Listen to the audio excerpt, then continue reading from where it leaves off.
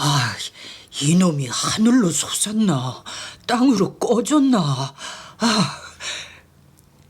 화살을 맞고 달아난 사슴을 쫓아서 종일토록 산속을 헤매고 다닌 신립은 주위에 어둠이 깔리기 시작하자 추적을 단념할 수밖에 없었다.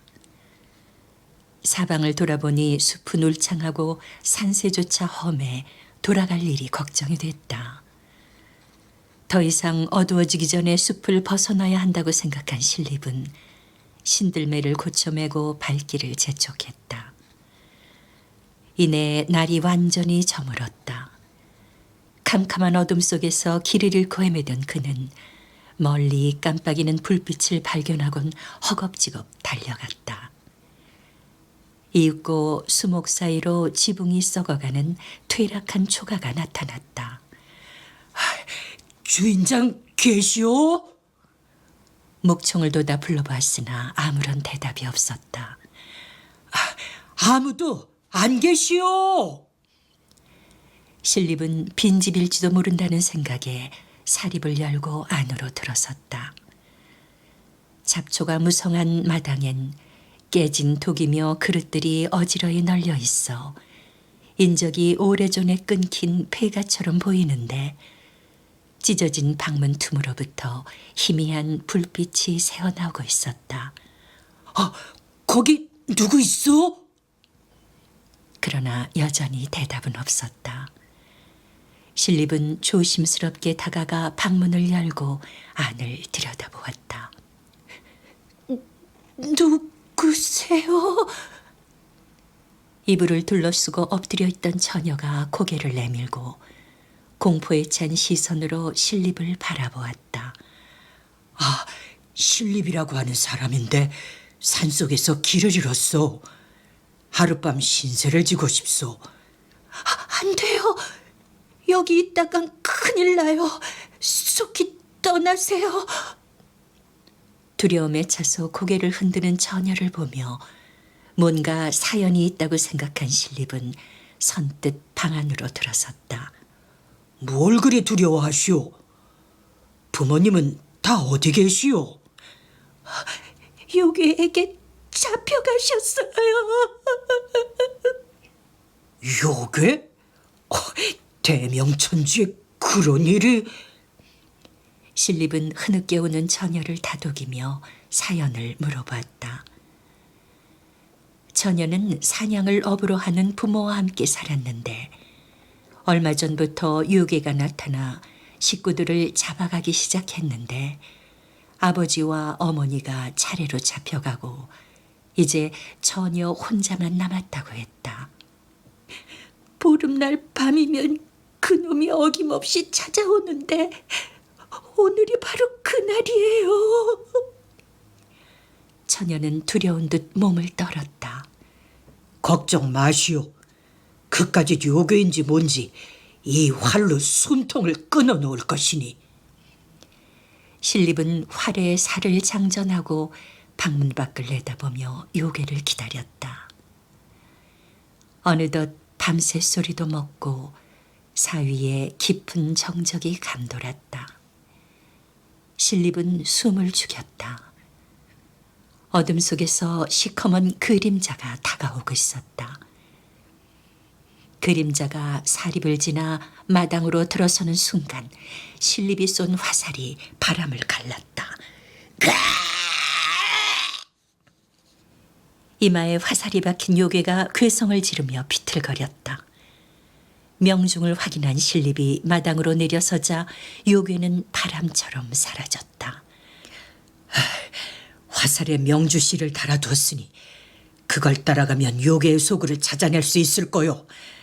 날이 밝으면 쫓아가 부모님 안부를 알아봅시다.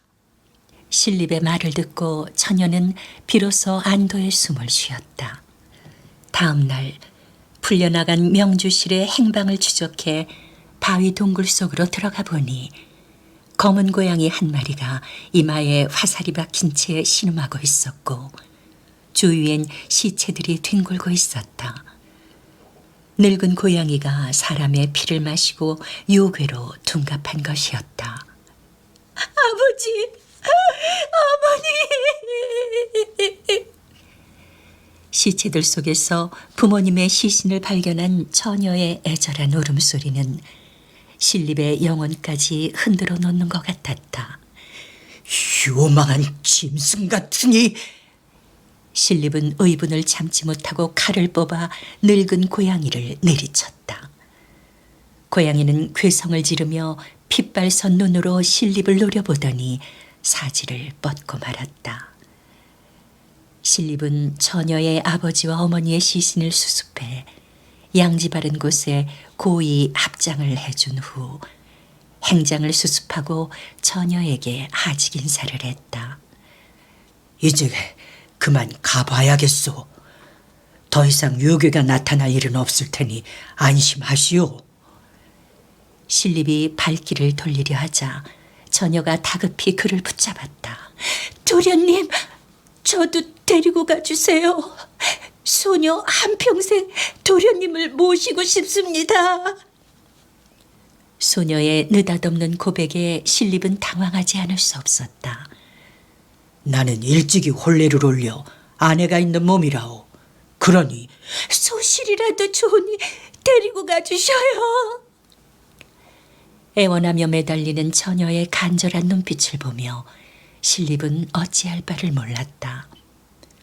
허나 아직 벼슬길에도 오르지 못한 처지에 첩을 두겠다고 하면 부친이 크게 노할 것이 분명했다. 그대와 같이 참한 낭자를 어찌 소실로 맞을 수가 있겠소.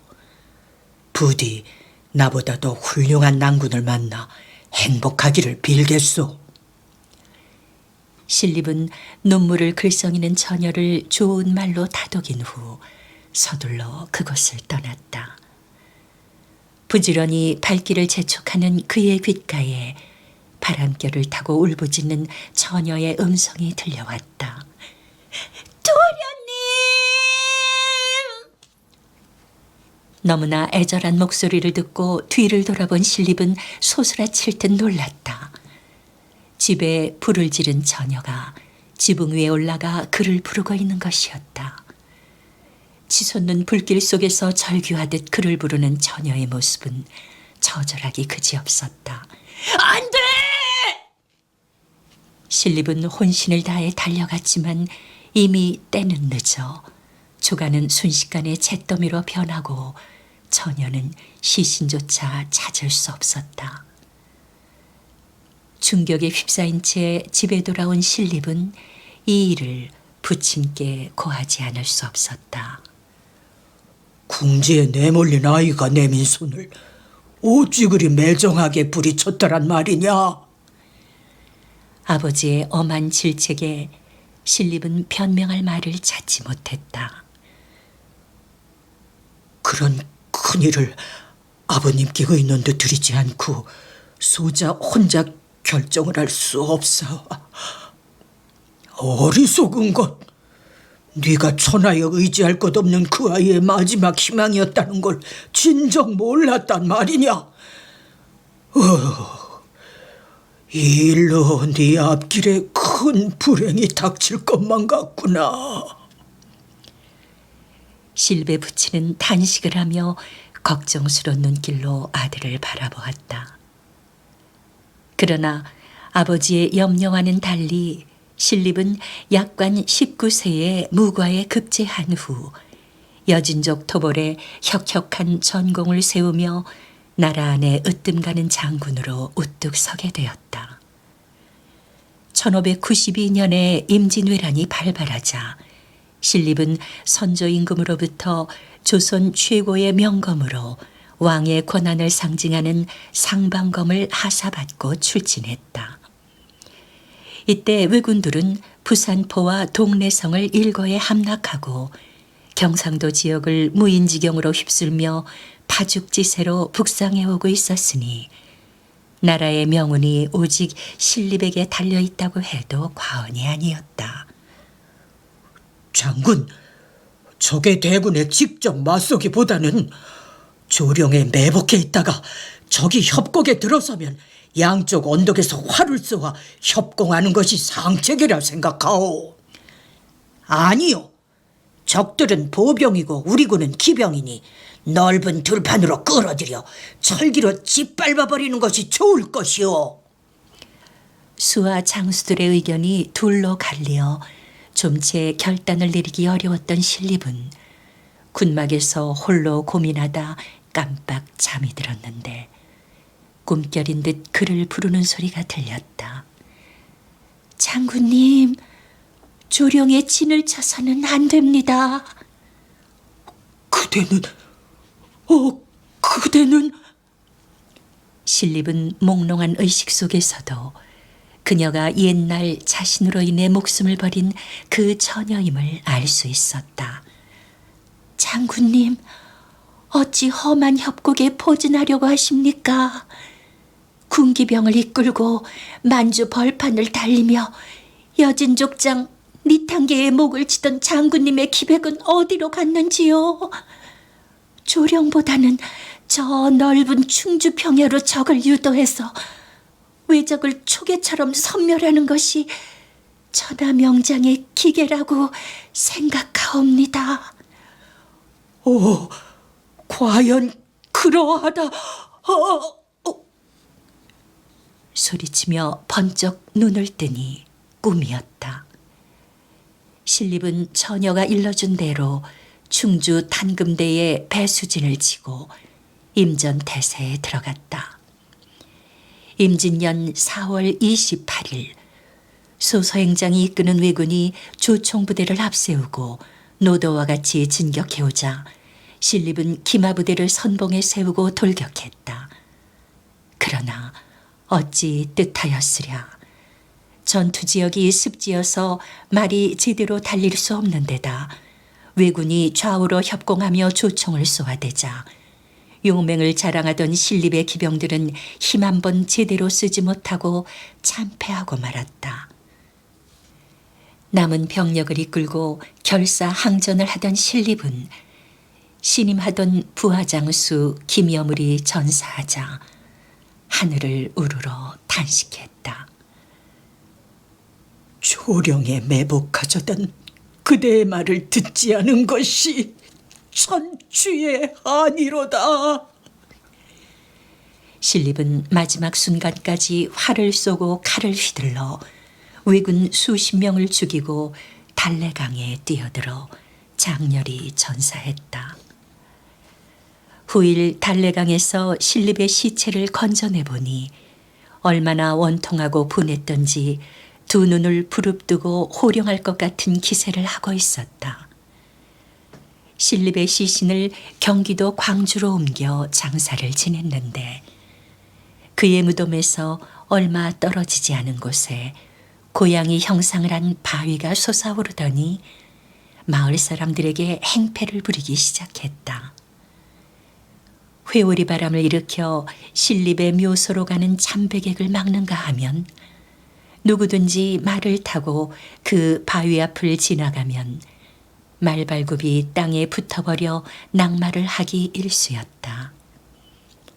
고양이 바위가 뿜어내는 도끼 때문에 괴질까지 퍼지자 참다 못한 주민들은 신립의 묘소에 몰려가 고양이 바위를 몰아내달라고 읍소를 했다. 그러자 천둥 번개 속에 무장을 한 신립의 영이 나타나 상방검을 들어 고양이 바위를 내리쳤다.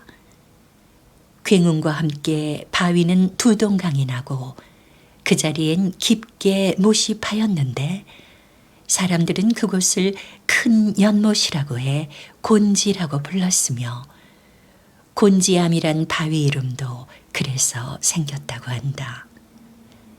현재 연못이 있던 자리는 상가로 변했고 바위 2개만 남아있는데 원래 실촌읍이었던 마을 이름이 곤지암으로 바뀐 것도 이 바위 때문이라고 한다. 전설을 찾아서 오늘은 곤지암에 왔습니다. 제 뒤로 보이는 저 2개의 바위를 곤지바위라고 하는데요. 원래 하나였던 것이 2개로 나누어진 것이라고 합니다. 저 바위를 뚫고 향나무 하나가 솟아올라서 저렇게 우람하게 서 있는 것이 무척 신비롭기까지 하는데요. 저 향나무는 수령이 400년이나 된 것이라고 합니다. 저 바위에는 임진왜란 때 왜군들과 싸우다가 장렬하게 전사한 신립 장군의 넋이 깃들어 있다고 하며 이곳 지명이 곤지암이 된 것도 저 바위 때문이라고 합니다.